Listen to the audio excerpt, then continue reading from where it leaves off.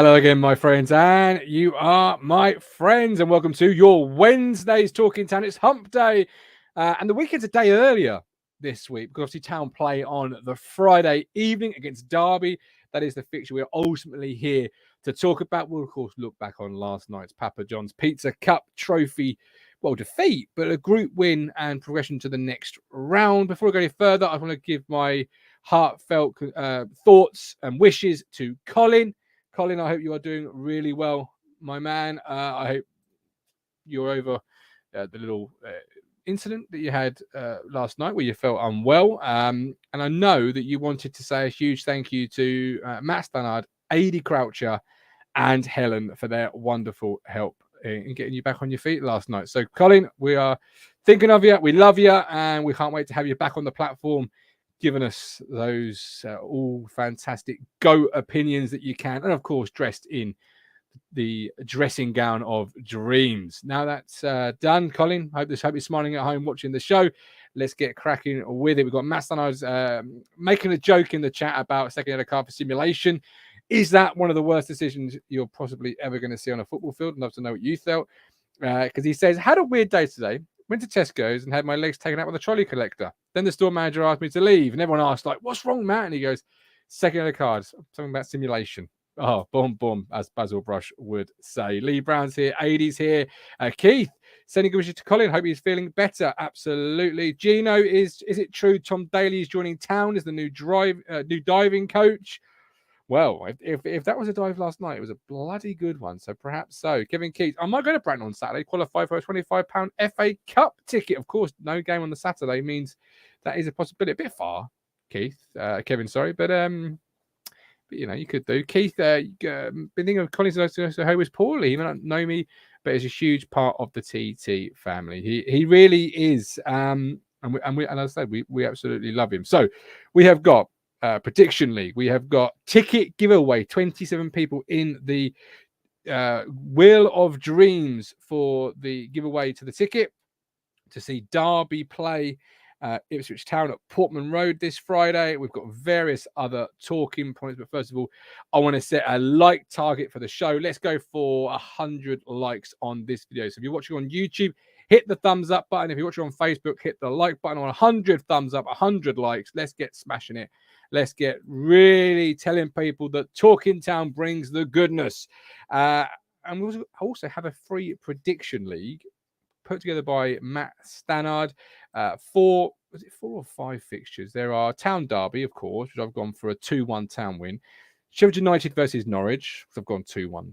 The Blades, of course. Cambridge versus Port Vale, Newport, Colchester, and Howsworth Town versus Trimley Red Devils. If you want to know a little bit more about Howsworth and Trimley, SIL Weekly Review on the Trimley Red Devils YouTube page is a very helpful watch. So there's 5. Thank you very much, Matt. Link coming into the chat. But first of all, let's get me some help. It is, of course, this man here. Lewis Robertson. That'll be with heart. Good afternoon, good evening, Lewis. How are you, sir? Yeah, good. I just want to echo what you said. Hope you're well, Colin. Really nice to see you in the chat. I just want to very personally and quickly say that since being involved on the platform, I feel that met a lot of really good people, even people that I consider friends, and I include Colin in that. So I was really shocked and worried when I originally found out about last night. And so to see that he's at home, well, in the chat, my best wishes to him for speedy recovery, and hopefully I'll see him face to face or at least speak to him very soon. So yeah, best wishes, GOAT, and sending lots of love. Absolutely. Yeah. He's a big part of what we do. Huge with the opinions, brings the passion every single time. And I know he'll be buzzing about, is buzzing the right word? I don't know. Bracknell Town away, £25 a ticket we've seen released this evening. There's been rumours of it being a Monday night ITV4 fixture selection. I think their chairman may have said something on TalkSport. I don't know. I've not heard or seen it myself. But, you know, it's probably going to be on the TV. Wouldn't you have thought, looking at the rest of the round one ties? Yeah, a few people. I think Matt Phillips was predicting what games may be on telly. And yeah, I mean, it's the kind of the prestige and the history of Ipswich Town against one of the lowest ranked teams in the competition, and it's going to be probably a difficult night in so much as it's a lose-lose situation for us, in that we'll go there expecting to win. Everybody will be expecting us to win, and you kind of look at it and go, what's a satisfactory scoreline? 3, 4, 5-0. How do you play it? So we're kind of on a hiding to nothing, which I think will add a bit of intrigue to the kind of impartial followers who just want to watch some football. But opportunity for the kind of diehard supporters to visit a new ground, and it's one of those where I don't think it'll be a particularly enjoyable 90 minutes because, like I say, we're on a bit of a hiding to nothing. But it's an interesting draw, and from my perspective, I'm sure we'll come on to it talking about cups and league and priority, and absolutely everyone, I'm sure, would agree that the league is the priority. But I'd really like to see us at least make the third round this year and get a decent Premier League team at home, maybe, and get that on TV as well, and get Portman Road rocking and kind of test ourselves in that, because we haven't had the opportunity to even get to the third round and do that, and we generally tend to go out of the League Cup in the first round or two. So I'm not saying I want to focus everything on a cup run, but we should be making the second round. Famous last words, clip this up, could come back to haunt me, but hopefully hopefully the last time, Lewis, will be in the first round for a long time, if ever again, and certainly the second round as well. We want to be coming in a FA Cup third round weekend time. That's where you want to be, because that's when you're in the top two leagues. But you are right, I hadn't considered it actually, in the sense of if it is on TV or whether it's not on TV, the vast majority of the country will probably be rooting for Bracknell, because it's the underdog, it's the fairy tale, it's the beautiful story. Nobody wants to see Ipswich Town, really, unless you're a Town fan, rock up and win 4-5-0. But it's the romance of the cup, isn't it? That so often is, because of TV and money and the way football is today, it's kind of sapped from the FA Cup. The cup final being played at 5:30 on a Saturday evening or whatever ridiculous time. And there's so many people that are traditional. I just about fall into that. I'm sure you do as well, of remembering the build up to cup final, kick off at 3:00 on a Saturday afternoon. It's the final match in the season, because they even play it now sometimes before the end of the Premier League, don't they? So it's not a standalone fixture either, is it, Lewis? It's put on a day with other Premier League fixtures in and around it. It's sort of just lost in the wash. And unless it's your team, you enjoy an underdog story, don't you? So I will happily watch third round games, fourth round games, and once Ipswich are out, tend to follow the team that's lowest ranked and how they get on, and hope they make it through. And it's a massive scalp, isn't it? I mean, the first thing I did flip the drawer on. I had a quick Google Maps as to where Bracknell was and how far away it was, and I was surprised actually how near it is. It's Hampshire, not Hampshire, is it? Berkshire. Berkshire. Near Reading. So not too far, but hopefully the M25 and the bridge won't cause the travelling supporters as many difficulties as that seems to have done this week. Hopefully not. Good evening, David. I hope you are well, sir. Stephen Parry says he said the ground cost a few million. It's a modern ground for non-league. I think they've moved. I think they've recently moved stadiums. Good for them. And he also said in the chat, Stephen, I hope they get as much money as they can out of it. I'm not one for football clubs and ticket prices, but I almost feel the same here. Yeah, get as much as you possibly can out of it. Paul P. A ground show, another club. Apparently, the players playing service should be interesting. Oh, 10 euros from David. Thank you ever so much, David. Appreciate that. But yeah, it is a lose-lose, as you rightfully said. In fairness, regarding the ticket prices, I'm sure I saw I think he might be the owner of Bracknell. He's quite active on Twitter. I'm sure he broke it down and explained that as the home side, they have to at least part fund the away team's accommodation. So travel expenses, accommodation. And I think he made the joke that Ipswich turned down the local hostel at £5 a head. You're going to need a fucking big hotel, though, Lewis. You've seen our back room staff now. You're going to need a bloody big travel lodge. I personally, I think all the good PR the club's generated, everything good that's going on with the club, I personally would like to see us donate everything to Bracknell in terms of the television money and the gate receipts and everything, rather than splitting it, going halves or however it works, because for teams and clubs like Bracknell, that will fund them now for however many seasons and keeps kind of grassroots clubs afloat, and I think that's really important. Yeah. And we talk a lot. I know you follow Trimley and local football probably more so than I do.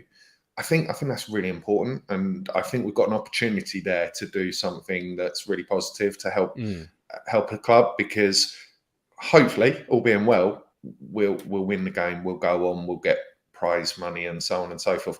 Other clubs have done it in the last few years. I just think we've got an opportunity there, and best of luck to them. I think they can charge what they want. They're going to be kind of, the demand is certainly going to outweigh what they can offer in terms of tickets. So why shouldn't they take advantage of that, particularly if they have to make a contribution towards our accommodation?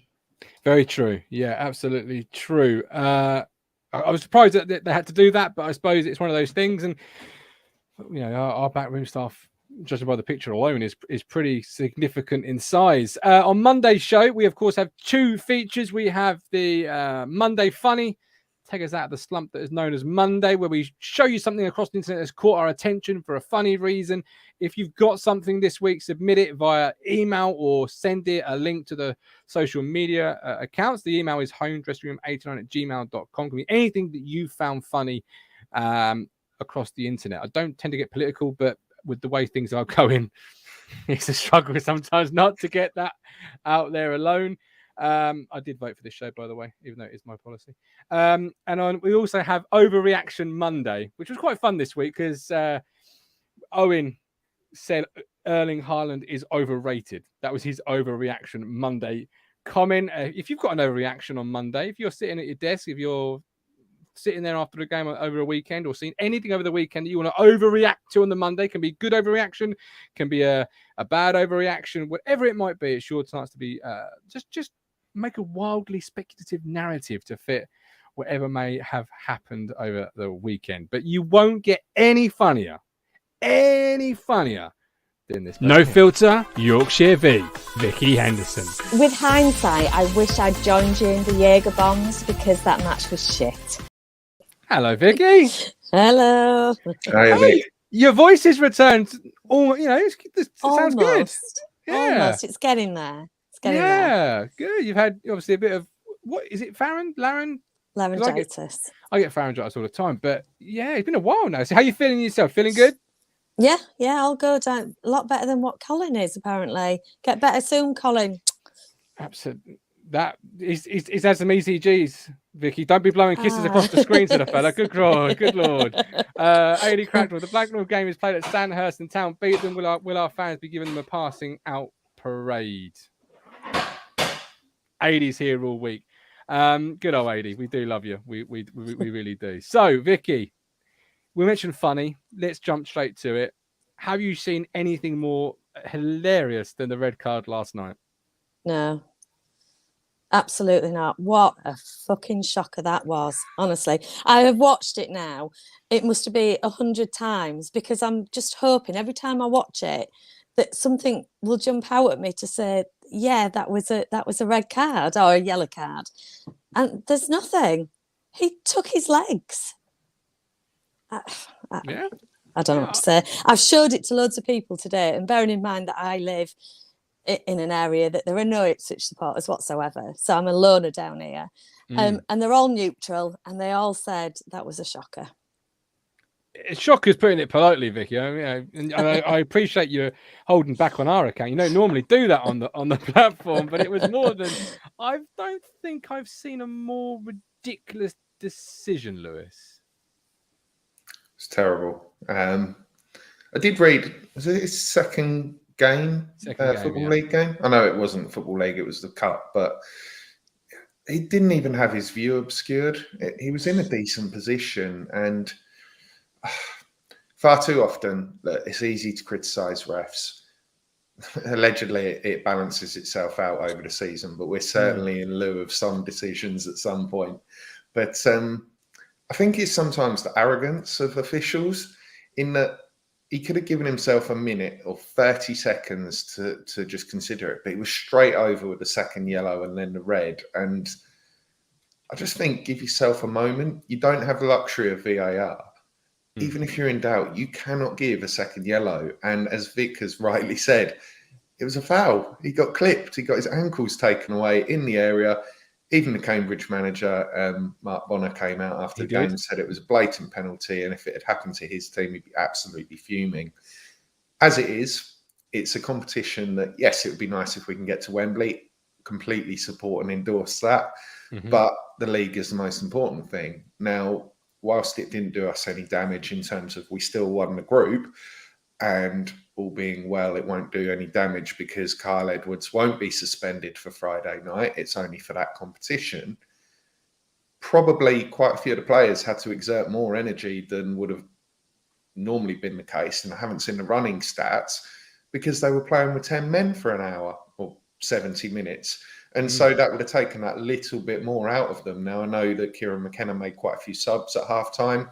You know, the kind of the core players who are likely to start on Friday, who started the other night, made way. But who knows? You know, it only takes someone to have woken up this morning with a bit of tightness, a bit of soreness, and then they're a doubt for Friday, all because of a ridiculous decision that's impacted us. Yeah. But you say that it doesn't impact us. Luckily, it doesn't. But what if it was a game that we needed to win? You know, that man should never referee again. If it's his second game, let's hope he never has a third. Because, dear God, he was just... You got to learn from mistakes, Vicky. You got to learn from them. Not on our fucking games he done. Piss off and learn somewhere else.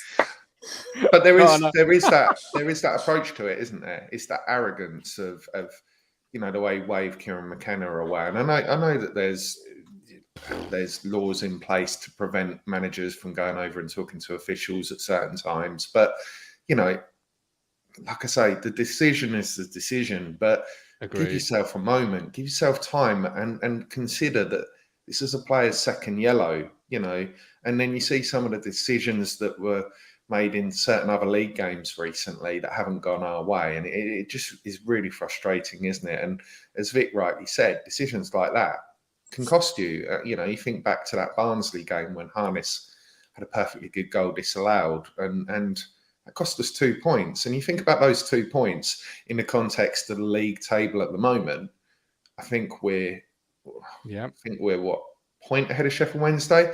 That would be 3 points ahead of Wednesday. That would be 8 points ahead of Portsmouth or Peterborough or whoever, rather than the 6. So people will come out and correct me on the actual specifics of points and gaps, but it does add up and it's vital. And as Vic said, money's involved, but also people's jobs are involved as well. Absolutely, They've brought VAR in at a Premier League level. I'm not a massive advocate for VAR, but it can't just fall on someone with that lack of experience's decision that could, if in a league game and over the course of a season, could have dire consequences for more than just points and positions. Where was the linesman though? You know, he opposite side of the field. He's not going to be seeing that because I would almost argue the referee's own position is almost Lewis said he thought it was good positioning. The way I'm looking at it, I don't know if it was good enough to what it is really, Vicky. Make a game not non-competitive, but certainly a training exercise for a long period. Like it's a big decision early in the game that's going to affect the whole trajectory of it, isn't it? And Absolutely. It's one of those things. But it's the fourth competition, though, Vic. It's the fourth. It's the fourth expected competition. Is that the word I'm looking for? I think it is. But a football game is a football game. It doesn't matter whether it's the pizza trophy or, you know, the league to decide who wins the league. It is a football match and my team's playing, and we've had more than our fair share of bad decisions so far this season. Sure. So I don't know if it's going to even it out. Let's hope it is. But right now, I'm not hopeful that we're not going to see more and more of these absolutely ridiculous decisions. I thought the one at Sheffield Wednesday was bad enough when they were clearly offside. Cost us 2 points. Yeah, cost us 2 points there. So you're right, Lewis. These points are racking up. And at the end of the season, if that's what doesn't ultimately give us success, I don't know what my swearing's going to be like. There we go. We did win the group. We did progress. That means we have a home tie next. And I believe it's against a group runner-up, of which you can't play the runner-up of your own group. That disqualifies Arsenal under 21s. That means you have a game to choose between Sutton, Newport, Bristol Rovers, Peterborough, Cheltenham, Crawley, and Gillingham. That's my understanding of the Pizza Cup. If anyone can tell me otherwise, do let me know. But a home tie against one of those. Who do you fancy, Vicky? Doesn't really matter, does it? Because whoever we go against, and this is the same as the FA Cup with Bracknell, we ain't got a great record with the lower teams, have we? You know, we go out there with all these expectations that we're going to win 10-0 and then they win 2-0 and it's just shocking, isn't it? Barrow last year. Who can forget? Well, we have got a history with Newport, obviously. Newport, we played in the Cup, the Caraboa, and famously didn't beat them. Posh, league rival, another big side of this division. Gillingham is what who Stephen Parry wants, but he says Elkin can't play for them. Matt says Gillingham. Lee says nothing to fear. I think it's like what I said in last night's post-game show. Lewis, who do you fancy? Because as Vicky says, our record against any of these teams really could be, questioned. At least it's not Lincoln there. No, it's not Lincoln.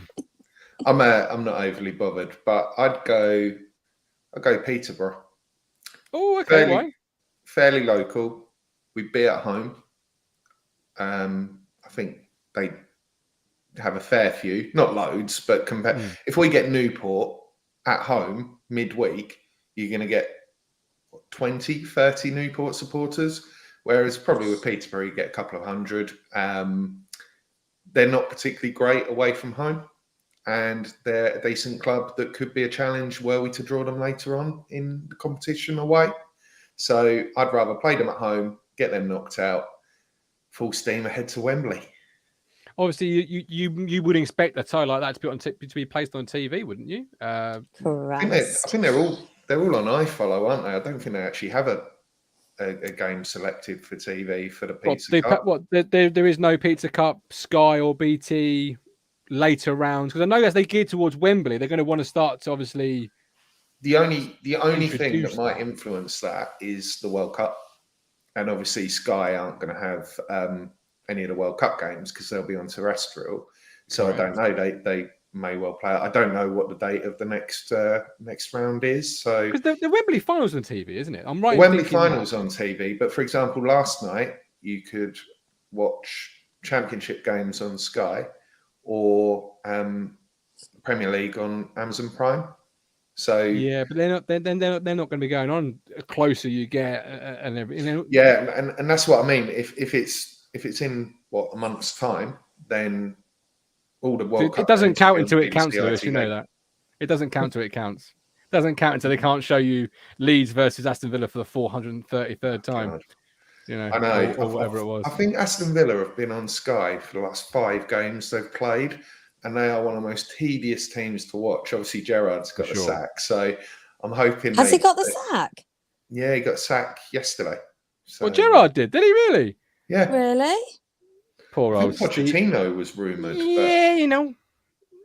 I thought that was just somebody putting it out on Twitter for a joke. Oh, it could be. Limited fallen for the ITK. It's not a conversation for now, but certainly a conversation for the future. It's a little bit what Anthony still brings up here, and that obviously there are under 21 teams in the Papa Johns. Only 4 went through though, out of the whole North and South divide. One of which was in our group. Many didn't qualify, which brings its own merits of do they even want to be in it really themselves, or are you playing the squad of the squad that couldn't get loaned out? I don't know. It's a conversation for certainly not for now, but future weeks for sure. but only 4 under-21s went through. It is official. Stephen Parry says the club tweeted it. But that tweet was a parody. Is it parody account or however you say it? It wasn't the real one. If you went onto it, he only had about 49 followers. So that's not the real one. To be fair, 4 hours ago, the Daily Mail, I'll let you make your own assumptions up on the Daily Mail. Steven Gerrard came out fighting for his last minute job in first appearance since pub trip is the headline. So he's not been sacked? I don't think he has. But I'll be stand corrected if I'm wrong. But 5 hours ago on BBC Sport, Steven Gerrard, I won't feel sorry for myself. He said he can turn it around. Turn around. So he hasn't been sacked then, from the sounds of it. So if he has, no one's told him. To go back to my original point then, as long as Gerrard is Aston Villa manager, I will not be watching them again on Sky. They are the most boring, dull team I've seen since we played 3 defensive midfielders at home to Burn. I think he'll turn it around. I think you've got to give the managers time in this country. We're in this country. We're all too quick to say, "Oh, why has Rob Edwards departed Forest Green and gone to Watford?" Because he's cashing in when his stock is high. But then when they have a period of down play, the points aren't being racked up, then the play's not great or whatever it might be, clubs then sort of immediately go, right, make a change. I mean, look at Watford for fuck's sake. But you can't have the why do you leave a club when you're successful without you've got to stick by the managers when they're not, I guess. Says the man who called Paul Cook to go after 12 minutes. I don't think it's really job. Your window is small. Sorry. It's not job security, is it? You wouldn't want to go for a mortgage right now and put club manager as your occupation. You wouldn't want to go for a mortgage full stop. No. Sorry, Richard Chandler. I know Richard Chandler's a mortgage advisor, so sorry about that. It's all right. We'll let you off. So those are the teams I think we could play. Sutton, Newport, Bristol Rovers, Posh, Cheltenham, Crawley. I think Posh at home would be a nice little tie. Get some good fans through the door. Local, fairly local. They could bring down a decent number, make a decent little atmosphere. Johnson Clark Harris ahead of a January move. Yeah, get the full scouting report. What for the 3 down at Millwall? Cheers, Colin. That'll be. Is it Bilic in there again? Is that? Yeah, that'll be him out. That'll be his 3rd defeat in a row. He'll be sacked tomorrow. We don't tolerate that. Whoa! I'll correct you there. It's not 3 defeats in a row because they beat a certain team up the road the other night. Yay! The wheels have definitely come off there. Correct. They're all Smith out, and everything's a disaster. And long may it continue.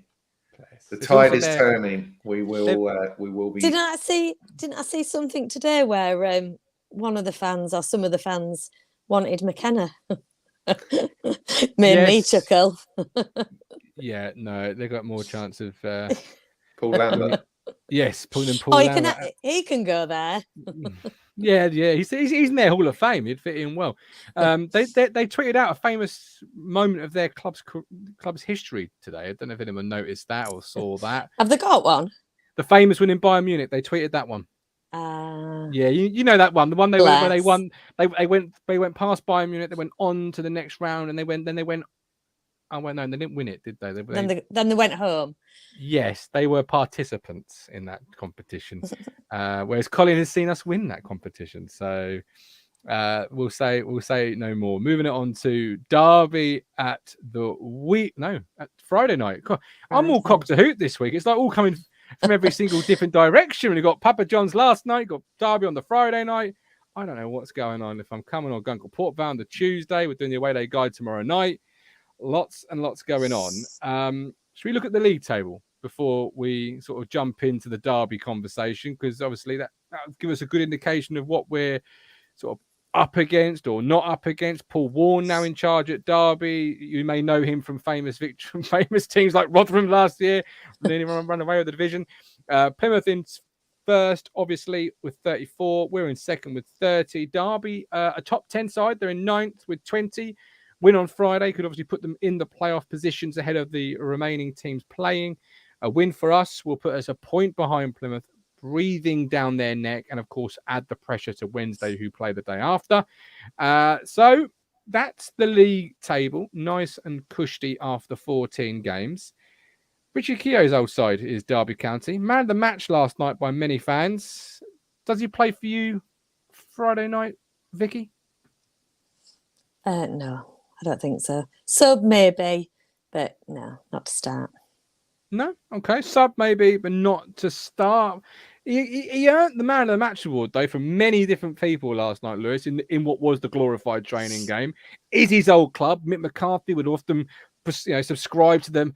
You're playing against their old side, got a chip on their shoulder, something to prove, etc., etc., etc. Vicky's a cold, nah, not for me. How about you? No, but if he does, I have absolutely no problem with that and have full faith. And yeah, for me, there are some question marks around Edmondson and Exeter. I keep saying Exeter. Lincoln's goal on Saturday could have possibly done better, but then again, 2 or 3 of them could have done better for the goal. But I thought, other than that, Edmondson gave us a real outlet in terms of trying to get forward. Didn't get much of the ball in the forward positions when he tried to go outside on the overlap, but it created space for Leif Davis, who I think everyone's in agreement was excellent on Saturday. So I feel that Edmondson's playing his way back into form, having had a slight wobble at the start of the season. Obviously, I don't think he was fully fit from the injury he had last year.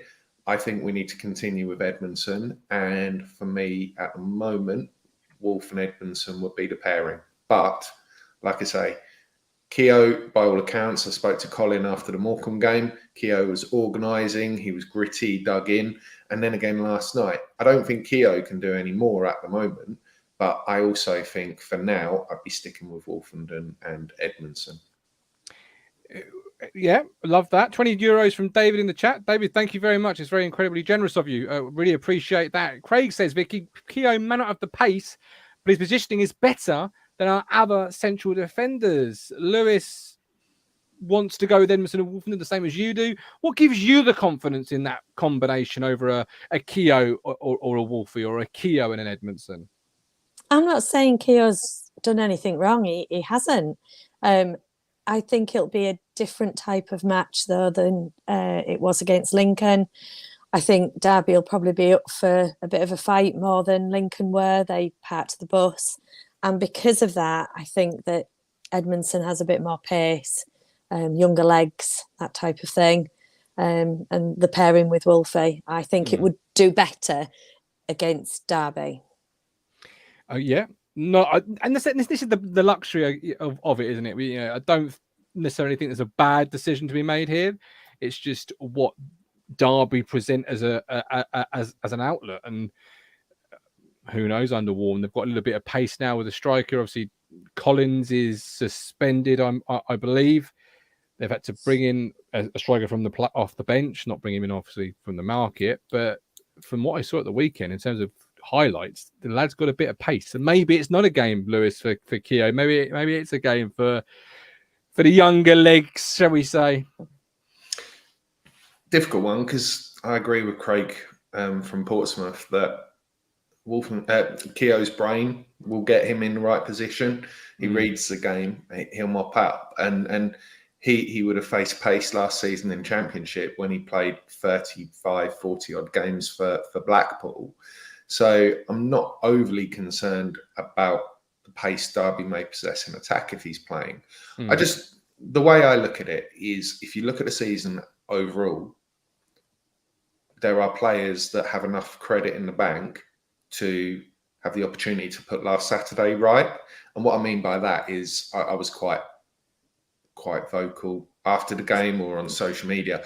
I feel Saturday was the worst game I have seen Janoy Donatian having an Ipswich Town shirt. It just, nothing came off for him. It was just one of those days.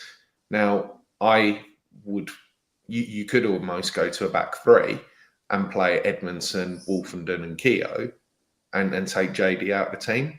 But JD's been excellent for over a year now. He had one blip on Saturday. I'd be playing quite similar team, particularly at the back, to what played last Saturday, to give him that opportunity to put things right. And like I say, Keogh, if he comes into the team at 2:00 on Saturday afternoon, No, what I'm going on about is Friday night. if at 7 o'clock Friday night, the team's announced and Keogh's in that starting lineup, I have absolutely no problem with that. I have full confidence in Kieran McKenna and Richard Keogh. But I think we've gone down this road too often where we've had a defeat and then started making wholesale changes to that defeat. And we've never, ever managed to quite get back to the form we were in. Players don't know if they're in the team, out of the team. I think we've been relatively settled, and I think we have to keep faith with those that have been at the back. Although the goals against column is starting to rack up. You know, we conceded 2 against Sheffield Wednesday. We conceded 2 against Plymouth. They were all avoidable goals as well. So, yeah, I think there's a couple that they need to get back to the level of performance that they know they can produce, and we know they can produce. But I wouldn't be making wholesale changes for Saturday, particularly for Friday night. Friday. No, we know what you mean. We get to the Premier League where you get games at Sunday lunchtime, Saturday morning, Monday night. I'm going to be all over the place. Those are the days to come. I sincerely hope. Good comment here from Woody. Leads me on to my next point, Vicky, where Woody says, just why so many potential first team starters involved in this cup game last night, such a massive morale boosting game up for grabs Friday. Leads me into it because obviously Lee Evans started the game. Sam Morsey, Lee Evans, is it their midfield until they get injured or suspended, or are you looking to bring Dominic Ball in for a game against Derby this Friday? Who's your midfield too, and why for Friday night, Vicky? I think it's a tough one for me, that, because I'm not the greatest fan of Evans, but he has done some good work in recent games. When he's good, but when unfortunately he doesn't turn up, he's shit, isn't he? And mistakes happen, and the passing is rubbish. So it's a real toughie. Ball has to start at some point, and I don't know whether it's injury that's still keeping him out or what. But again, I haven't seen anything really brilliant from Ball either, which would then knock Evans out of the team. So it's a difficult one for me, that. Yeah, it's an interesting dynamic, because many people had Dominic Ball in at the start of the year. He's got to start next to Morsey. Now it's I don't know. I don't know if I would actually. And last weekend, obviously, Alex and Mike had Dominic Ball playing instead of Sam Morsey, and you would have thought you were playing the under 14 centre midfielder as opposed to a player that played in the Championship last season when that was suggested. Lewis, it's another one. Ball coming in with who? If he is, who are you playing with him? If he isn't, why Evans and Morsey? And is it their job until they literally can't go anymore? I'd be playing Evans and Morsey at the moment. I'm sure I read that Ball was suspended last night. Did he pick up 2 yellows in the other 2 games, and that's why he's suspended? Yeah. Yeah. I didn't realise that until during or after the game. So I would have had Ball playing last night. So good job I didn't, and I'm not manager. Otherwise, we would have been getting disqualified. I would have done. Standard last year. I would have done. I've seen every minute of the Papa John's games. I can't remember getting a booking, but Callie definitely messaged me with where it was, and he's right. Yeah. Fair play. And no, I'd have Morsey and Evans every minute if I could at the moment. I kind of feel with McKenna, and this isn't a criticism, but he picked Ball against, was it Morecambe Ball played? Mm-hmm. Yep. And Evans was on the bench, and he played Evans against Portsmouth and Ball was on the bench. I would have done it the other way around. I think I would have played Ball for the game where we had to dig in. It was a bit of a battle. And I think I would have played Evans against Morecambe where we have a lot of possession. And I think home games, Lee Evans has to play. I think he's he gets us moving, he gets the ball down, he plays. Everything goes through Lee Evans. And I think when he doesn't play in home games, we're missing something. And I think that was noticeable in the Cambridge game where we didn't quite... It was the Cambridge game, not the Portsmouth game. Ball started. And look, Ball played well. And Ball is a really good player. And like you, I would have had him back in July. I would have had him in my starting lineup. But Lee Evans has been fantastic this season. And I wouldn't be breaking up Sam Morsey and Lee Evans' partnership if I can avoid it until there's injury or suspension. Yeah, many are the same. Many are the same. such a great season from Lee Evans that has put him back into that conversation where so many had him out. Callie says, to be fair, I had someone message the ITFC data analyst. Colin Plum says, Wembley, we're the famous Ipswich Town and we are going to Wembley. Yes, well, why not? Believe, Colin. Whatever they're giving you, mate, it's obviously working. But then he's always that happy, to be fair. It's high on the life of Ipswich Town Football Club where he just absolutely devotes himself to it. But we should be. Despite last Saturday, we're still second. We Correct. have a great opportunity on Friday night to put a bit of pressure on Plymouth because they don't play until Saturday. Correct. We have an opportunity also, come Sunday morning, we could have a 4-point gap again over Sheffield Wednesday. And there is a pack starting to break away and we should be optimistic. We've got out of the group by hook or by crook. And, we're into next round. There is that possibility of Wembley. It's a good time to support Ipswich Town. And look, I know Saturday was disappointing. We've got a really good opportunity to put it right on Friday night. And I think we will. And I think we as supporters have to get behind it. If we go goal down, if we don't start at the tempo that we want and that we need, and I think Saturday showed, we need to play from the off at a high, fast tempo. And we didn't do that on Saturday and it came back and bit us on the arse. But we should be optimistic. We should be going there Friday night, nothing to fear from Derby. Derby's away form isn't as good as their home form. They're a team who I feel they've got a new manager, an excellent manager at this level, but he is new. He's still sussing people out. They're getting used to his way of working. He's getting used to theirs. We're an established League One team now. We've had Kieran McKenna for almost a year. He's implemented a system and it shows. And look, Saturday was a blip, and yes, there'll be more blips to come, but I'm still fully confident. I absolutely see us making the top two. And I think there's a lot to look forward to. And I think people need to continue that. And I don't believe there's a blue action kind of display or, rallying everyone up in quite the same way as there was on Saturday. But I actually think we as fans can generate that ourselves. And I think we should. No, it didn't really work. As you say, many people were critical of the atmosphere. Moby says maybe we were tired. Well, maybe we're just lethargic from the beer swinging. I don't know. Maybe it was great to have such a big game to look forward to. Full house under the lights, savor it. I could ask you about your right wing, your left wing, but I'm just going to ask you the obvious question. Carl Edwards, does he start? If he starts, where does he start? Vicky. I think he's got to start for me. And where's definitely he for you? In the team. Well, hey, thank you very much there for that grade A joke. She's here all week, ladies and gentlemen. No, is he left wing, right wing? Who's he playing instead of? You asked me such hard questions. I know. It's just in there somewhere. Just shove him in there. He'll be fine. Okay. All right. Shove him in there somewhere. He'll be fine. Lewis, can you put a bit more meat on that bone? Yes, he does start, and I would play him on the left. So instead of Marcus Harness? No, I would move Marcus Harness inside into the middle, and I'd take Connor Chaplin out. There's a lot of rotation. Connor Chaplin wasn't at his best Saturday. Connor Chaplin has had a really good season, and I actually think minute by minute he's contributed more to Marcus Harness.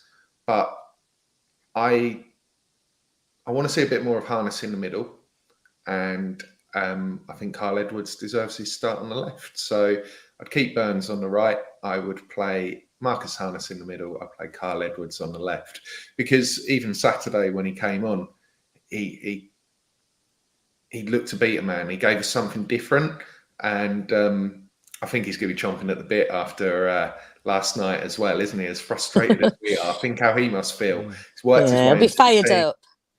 Yeah, he'll be fired up, and I think play him for an hour, and then we've got the strength in depth to bring on Jackson or John Jules or Chaplin. Chaplin will probably come on anyway and probably earlier, but that shows the strength in depth we have. But I absolutely think Carl Edwards deserves a start Friday night. Yeah, Dave says he predicts a 2-0 defeat ruined by the ref. Cheers for that, Dave. Hope you're well, by the way. Kevin Keats, he's reading my mind here, Vicky.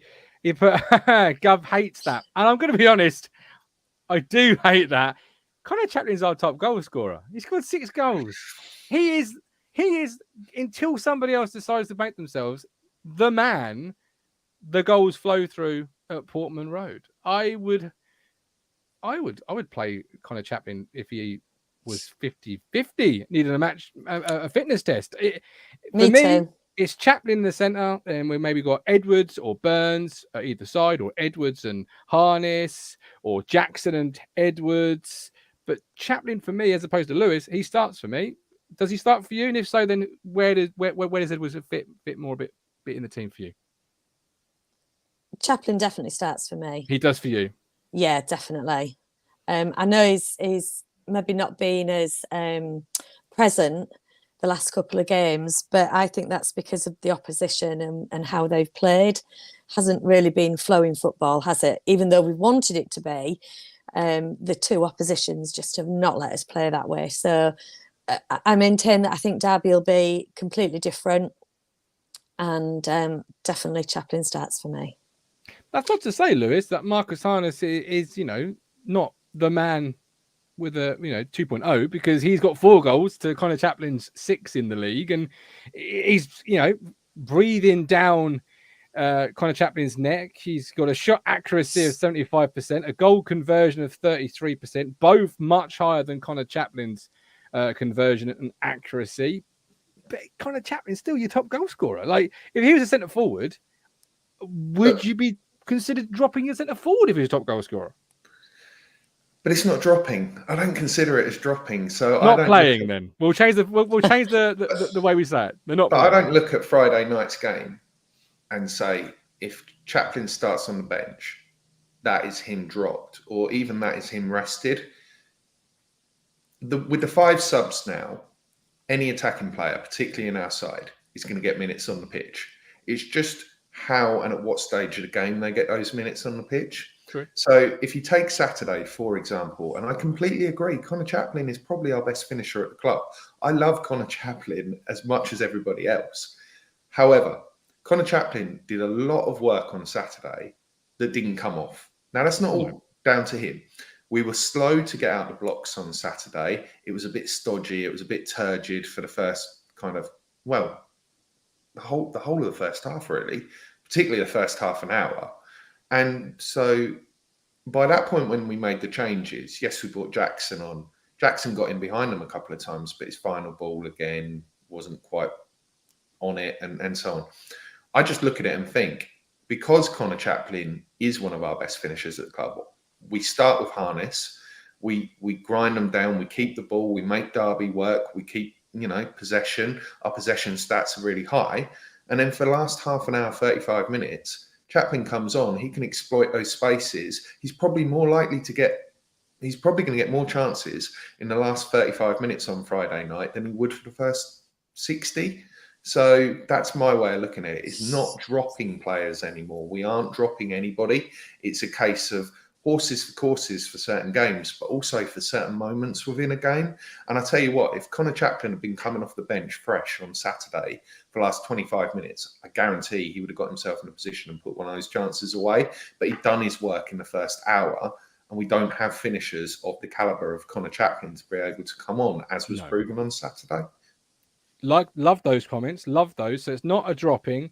It's not resting. Matt goes early with the benching. I want to know what you'd call it. Let's invent a word, a talking town word. Let's bring it to the party. It's not dropping. It's not resting. This week I am going to what? So insert player name. Let's get a term made up for it. Have a think on it. Come back to the platform again, because I'm intrigued by the. It's almost like the expected passes to me, though, a little bit. Because if you ain't playing, you've got to be one of the two. But I'm all for a new word being invented, Lewis. Maximising opportunity to exploit. Go get the guitar, will you, Gareth? In the workplace arena. I'm going to put my feet up on the desk in a minute with incredibly high-heeled shoes. I'm just seeing you. I'm seeing Lewis, but hearing David Brent here. It's not a resting. It's not a dropping. It's maximising workplace opportunities. Is that what you just said? No, maximizing potential for exploitation or something. Exploitation. I'm sure it's not that. I don't give shitty jobs. Love it. Gotta love a bit of The Office. Absolutely. Right. Before we come to the centre forward, who plays up front on Friday for you? We have got some entries to this week's Talking Town Jukebox. Both Vicky and Lewis have got a song they feel you should vote in to the Talking Town Jukebox. I want to know why the people at home should vote it. Tell them, sell it, like an X Factor sob story. Tell them at home why they should vote for this song, what it means to you, your mum, your dad, your family, the gerbil, whatever it might be. Break it down for them. But while you prepare yourself, don't forget, guys at home, you can become a Talking Town Fifth Stander. Hit the join button on YouTube, head to Ko-Fi, become Talking Town Fifth Stander, or you can buy some wonderful merch. Just because you want to buy some wonderful merch. It's not Christmas time yet, but shop.talkingtown.co.uk. Some great stuff, some great pajamas.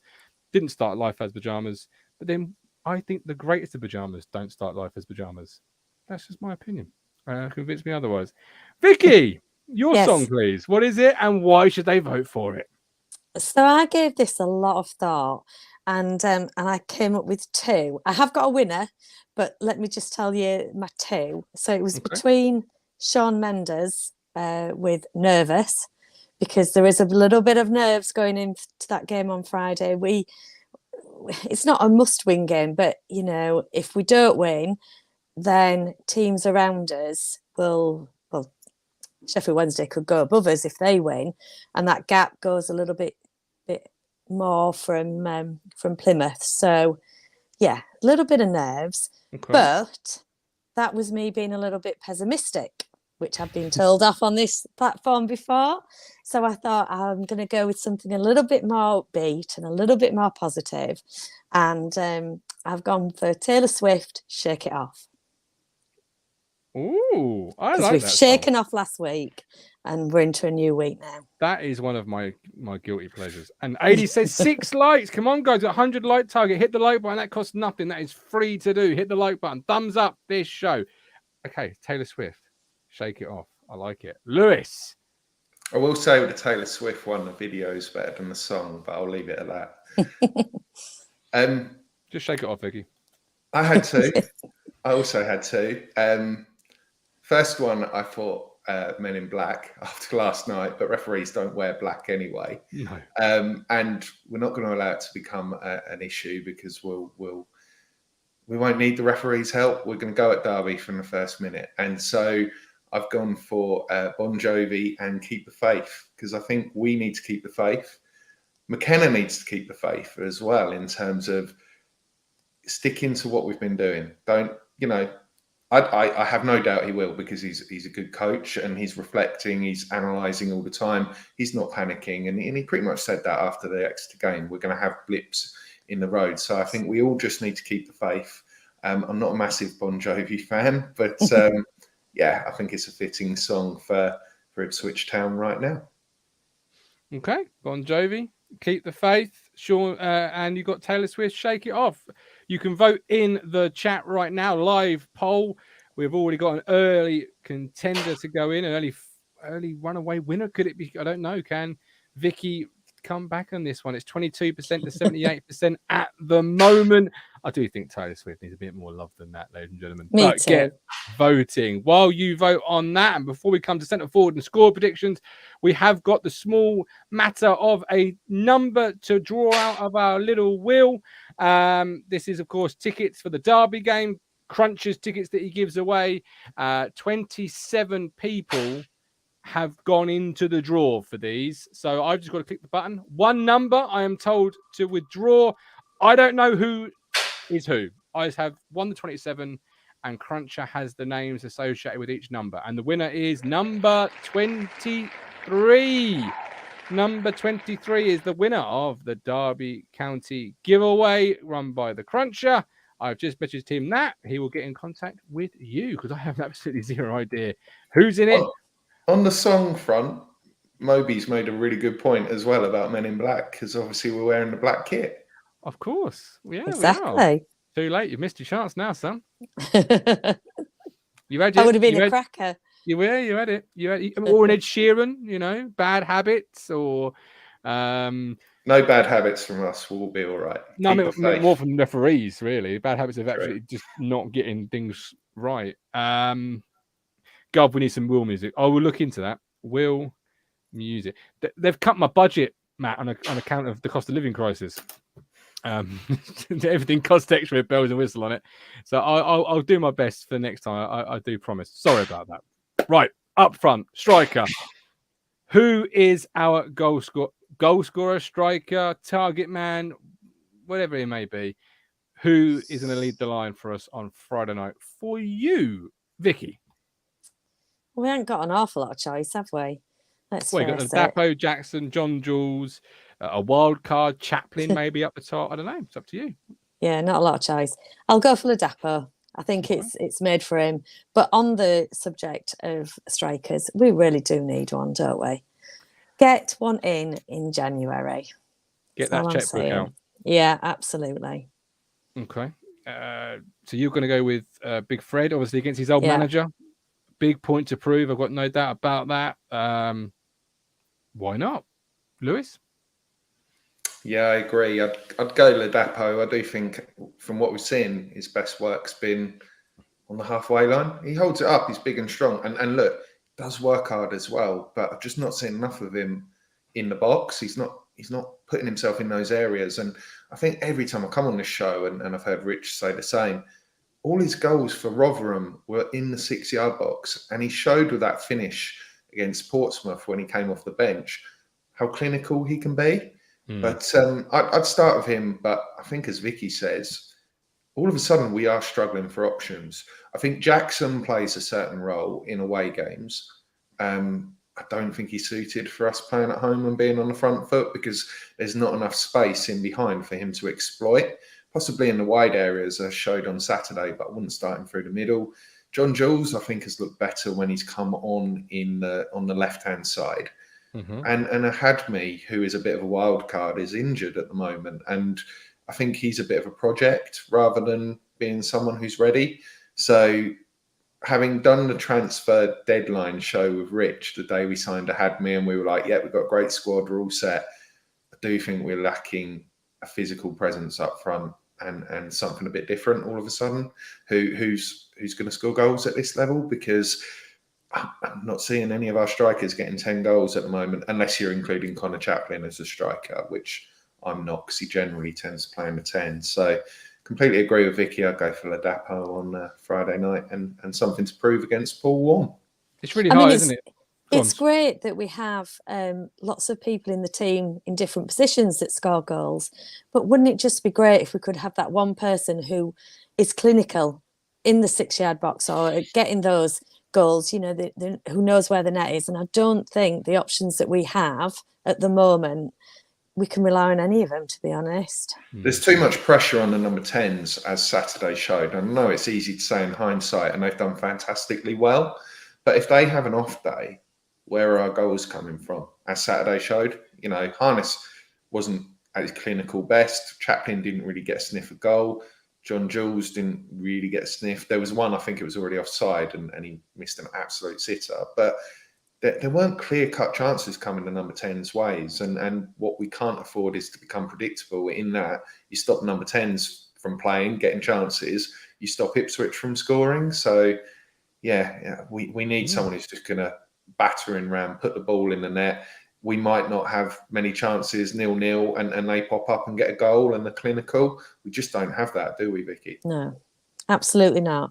And we need it. I mean, could you just imagine? I know we bang on about this like all the time and the chance has gone. But if we had Clark Harris with all the other options, I just think that we would have run away with this league. But there we go. What if, shoulda, woulda, coulda. Absolutely, and of course, the season is a marathon. That's the beauty of a 46-game season. I remember this time last year would have been signing Macaulay Bonne, and the question would have been, how much would you be willing to go to bring him in. And then, of course, he stopped scoring and he fell away. And then nobody wanted to sign Macaulay Bond. So the same could be true here. You could be talking about Latapo or Hadme or Jackson or John Jules and saying we need a striker. And then come March saying, actually, they clicked into gear. And once they clicked, they got up and rolling. But right now, I agree with both of you. Nobody is really separating themselves from the pack. Nobody is making themselves the number one clear out and out forward. And 12 goals from Macaulay Bonne would, not saying that's the player I want, but those 12 goals would look really nice with what we've got cooking with Chaplin and Harness and everybody else right now. Because that's another 12 goals added into, what is a really free-flowing team when it comes to goals in the league. 27. Only Plymouth have scored more. Derby, for example, have scored 15. But they've also conceded one less than us. But they can't score in the same way we can. Touch wood, that continues. But it's it's easy to look at the last league game, isn't it? Where it was the first game all season where we haven't scored. We could easily go and hit 2-3 goals on Friday night and have no complaints whatsoever. And there's a strong possibility if we score 2 or 3 goals on Friday night, none of our strikers score. That could well happen. Morsey, Evans, Chaplin, Harness, Burns could all pop up with a goal potentially. Is that sustainable though? Like over a 46 game period, one game at a time, you're absolutely right. No one will be batting an eyelid. But over the course of 46, where you plot, you need XYZ goals. Is it sustainable really to have a strikers or strikers that all score less than 5 each or 6 each? Probably not, but probably not with the way we're conceding goals. And I think the way we've conceded goals has surprised me. I made a big statement at the start of the season that we would concede the least number of goals in League One. Now, I don't know exactly. I think we're only about 3rd or 4th in terms of that table of goals conceded. Yeah. So it's not a disaster. We're not shipping goals in every game. But something's changed. And it was always going to change, wasn't it? From struggling to score goals last season but keeping clean sheets, the way we play, particularly if the striker's not scoring, we have to play a bit more expansive to get other people in other positions. That leaves gaps. Although having said that, most of the goals we've conceded are avoidable. They've been errors and mistakes rather than us getting caught on the break. But I think we need a striker. The problem we've got, who are we going to get in January? You won't. January's a really difficult month. Yeah. You're not going to get Clark Harris because Peterborough aren't daft. And you only have to listen to Darren McAntony's podcast.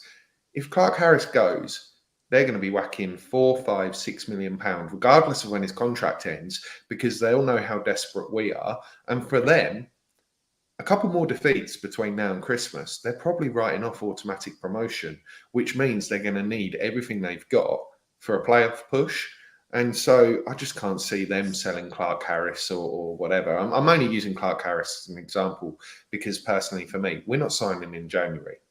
If he goes, he'd go to a championship club. He wouldn't come, I don't think, to a rival club. Peterborough aren't going to strengthen what they consider to be a rival by losing their best player. Exactly. Yeah. So, who knows? I said keep the faith as my song choice. They're probably, they would have been scouting the dashboard. They'll have targets, and I expect we will see a striker. But put me on the spot and ask me who, I haven't got a name that springs to mind. George Hurst is making me look a bit daft because I was fully on board with us signing George Hurst. He's gone to Blackburn and hasn't done anything. I don't think he's really had any opportunities. They're doing well. I think they were top as of last night. I don't know where they are now. Still top. So, okay, fair enough. He's probably not able to get in the team. He might have had a bit of a knock and an injury. But in the summer, I would have gone all out for George Hurst, as I believe we did, probably to the detriment of other targets that we didn't end up getting. But there's no names jumping off the page that I'll be able to go, I think we should go after him, because it's such a difficult month to sign players. This is it. This is what makes it really difficult. Again, I'm just looking at around the divisions. I think in January, you either have to target a top goal scorer of a team that's almost certainly going to be coming down. So you can say to him, we can offer you the almost instant return back just a couple of months out. Or you look at the league below and you say to a Bradford or a Northampton, I think Hoskins is their top goal scorer. Come and join us. And you hope that you can tempt them to do their own promotion bid, because money talks and bullshit walks. And you'd hope you can get them to a decent price, but not too exorbitant, too inflated. But January's big time for inflated prices. There's panic buys. There's no Cole Stockton or Alfie May this year either, in terms of teams that are down there struggling, that are keeping their head above water because of one particular player scoring 10, 12, 15 goals at this time of the season.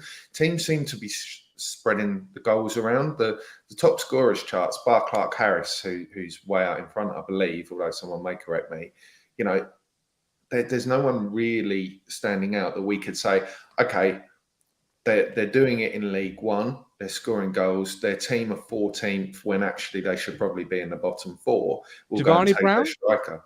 Exeter, 8 goals at the moment. If he continues that fine form on, is that a temptation there that you could do? Not for me, because I think I'd need to see more of it at League One level. We signed him in January, going to with all respect, a bigger club, all those surroundings. We talked about it last year with Joe Pigott. We've talked about it with other players. There is a big expectation coming to play for Ipswich Town. And I don't feel in the position we're in, we can be taking a gamble on someone who is moving up significantly in terms of size of club, who's literally had, 15 games at League One where they're scoring goals. So it probably would have to be someone coming down from the Championship. But then you look at the teams at the bottom, no one's cut adrift really. Coventry are at the bottom, but that's because they've got games in hand. There is nobody cut adrift that we could say, oh yeah, we're going to target that player because they're most likely going down.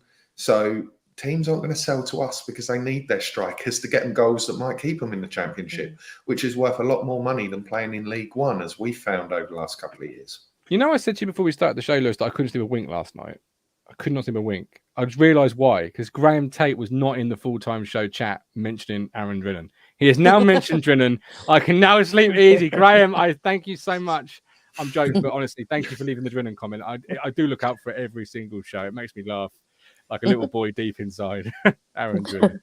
I saw Matt Stannard suggest or ask the question about recalling Joe Pigott. There's only one lone player that I'd be considering recalling, and it wouldn't be Joe Pigott. Rakeem the Dream. No, I wasn't thinking of him either. No. The SPL Player of the Month or Motherwell Player of the Month.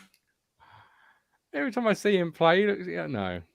Just yeah, I know. Matt Penny. Oh, good God. See. Right, score predictions. 80% of the vote went to Lewis's track selection. So, Lewis, congratulations. Bon Jovi has found himself into the Talking Town Jukebox. Taylor Swift may also find herself being put into the Talking Town Jukebox because I have the power to do it and I like the song. Shake it off. Haters gonna hate as another one of those songs would go. But score for Friday then, as we ran up tonight's really good over hour conversation. Love it. Lewis, your score for Friday, please. Keep the faith. 2-0. Portman Road rocking. 28,000. Back on track. Championship, here we come. I don't know if it's just a coincidence. I keep waking up every single day humming the Rocking All Over the World, and I've not heard it in such a long time. Is it the theme tune to the season that come May will be rocking all over the world? That's a famous playoff promotion sort of track. I imagine. It's been a long time since Town celebrated either of those two things. That they may have stopped playing that, to be fair. But I do keep waking up just humming the tune. I got it from the Arsenal documentary. Haven't seen that. The Arsenal fans changed words, didn't they? So it's here we go. Saka and Emil Smith Rowe. So that features a lot in the documentary. So that song's been stuck in my mind since. And I keep having different permutations of Town players. All I could come up with was Chaplin, Burns, and Ladapo. So we can get that started on Friday night if you like. 28,000 people. Who needs blue action? No, I like that. That's good. But I've honestly not seen any of the Arsenal documentary, even though Mike D has worked hard on it. They're not scoring either, so there isn't really an opportunity to sing it. No, definitely. So you have to Chaplin in it. I'll leave that to the chat. I'm sure people will come up with far more creative songs or lyrics to fit the song. Yeah, don't ask me to do lyrics. I can barely do poetry. Vicky, your score prediction, please.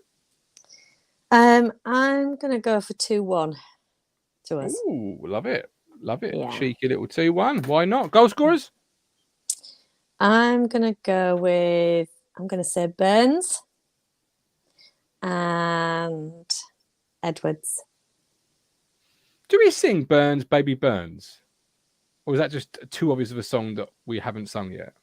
We do, don't we? Yeah. Do we? I'm not part of the think singing so. crew. I don't know. I sit in the cobble stand. We do crochet during the game. Were you part of the those Portsmouth that game. didn't say anything or didn't sing then on last week? If I wanted to sing, Vic, I'd go and stand in the North Stand. I'd go and sit in the cobble stand for a reason. It's to think the game through. That's just happens to be where my nan sits. But still, no. Okay, Burns, Baby Burns. I haven't heard that. Honestly, hand on heart, and that's not me saying it for effect or joke. I honestly haven't. No, it's yeah, I thought so. It's Burns. Burns will tear you apart. That's, Ah. Is he Burns, Baby Burns? And I just need the next bit, but I'm not any good at lyrics. So, and those are probably copyrighted and plagiarized by me just then. So, yeah, deeply sorry to whoever wrote that song for singing it badly and nicking it from me. Burns, Baby Burns. So yeah, they've started. They've changed the excuse "there it is" to "Leaf there it is," haven't they? Not a massive fan of that. I think we could come up with something more creative for Leif Davis. Not a massive fan of. Yeah. He needs his own special something. I do agree with that. He's going to score on Friday. Yeah, I've been saying that for like every week. I feel like we've been saying that every week, but he's going to score. We'll see. Anyway, we're back live. Pre-game show Friday, 7:30. I think it's 7:30. I've written it down for. Anyway, we're live pre-game. Hopefully from Portman Road, if not certainly from the studio. But for tonight, that is No Filter Yorkshire V. That is the rap star Lewis Robertson. Thank you all for watching. Thank you for subscribing, liking the show, telling us in the chat how much you've enjoyed it. Thank you for lots of love to the goat. Super chats. Lots of love to the goat, of course. And we'll see you all Friday. We have got 2 away day guys coming up. One tomorrow, the Port Vale one. But until then, with love, with care, come on, you. You make me smile when I think of you. If I get down low and I get blue, I can't get enough. You make me happy, I feel so fine. Oh, how I wish that you were mine. I can't get enough.